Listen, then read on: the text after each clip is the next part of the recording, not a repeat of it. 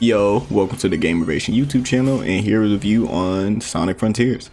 Sonic Frontiers is a new take on the long-standing Sonic franchise, switching to an open world model which probably took a lot of long-time fans off guard since Sonic's been around for over 20 years now at this point. But personally, I think they made the right choice, even with the issues.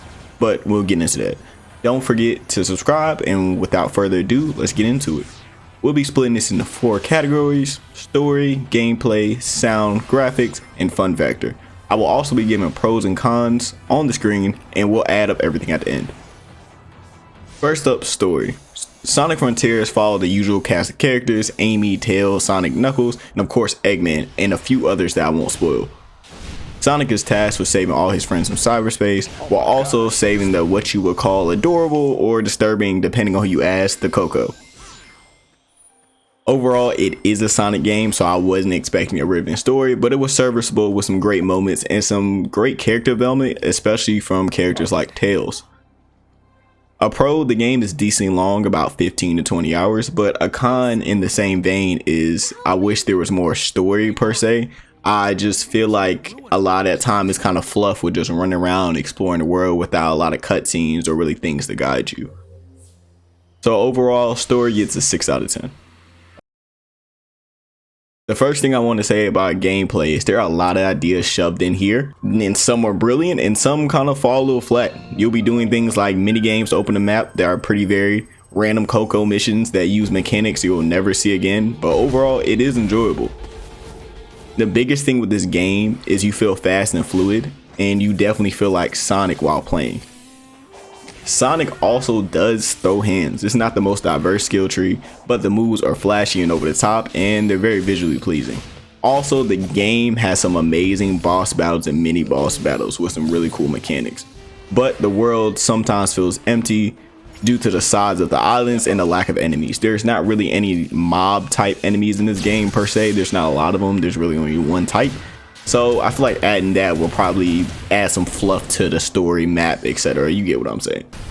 The biggest thing though is the immersion is consistently broken due to the absurd amount of popping in this game. It really irks me.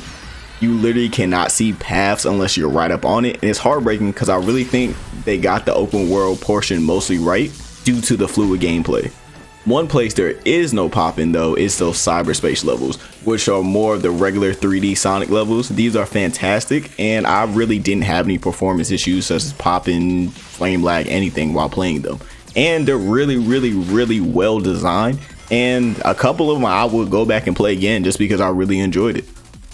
Overall, when the game works, is great, but the popping really overrides my experience. I would give it a 7 out of 10, but it really hampers my gameplay, so I gotta give it a 6.5. But they do have a fishing minigame that's pretty enjoyable, so they get 0.5 points out of me. So 7 out of 10. Next up, we got graphics. Not much to say here. The game looks good, character models look good, etc. But graphics does have to take a hit for that pop-in, so graphics gets a 6 out of 10. Next up, we have the soundtrack. I give it a solid 7 out of 10. I would say the soundtrack is pretty good, specifically in boss battles and mini boss battles, but on the normal island themes, they were pretty forgettable for me. Last but not least, let's do fun factor. I can honestly say I had fun and enjoyed the game, but the breaking immersion is what really kills me. But it still earns a 7 out of 10 for those boss battles and those cyberspace levels, and the fun factor of just running around as being Sonic. Sonic Frontier earns an overall score of 6.6 out of 10, which I think is pretty fair. Personally, I wouldn't pick up this game unless you're one of these 3 things. 1, you're a diehard Sonic fan and you just gotta have it. 2, they go ahead and fix the pop-in issues. Or 3, it's on sale for like 25 bucks. With this game, you'll either be able to look over the issues and enjoy it, or it'll be completely overshadowed by them. And I'm kind of moving toward the latter. But with that being said, I am excited for Sonic Frontiers 2 because the foundation is there, and if they can build off this, I can guarantee it's going to be an amazing game.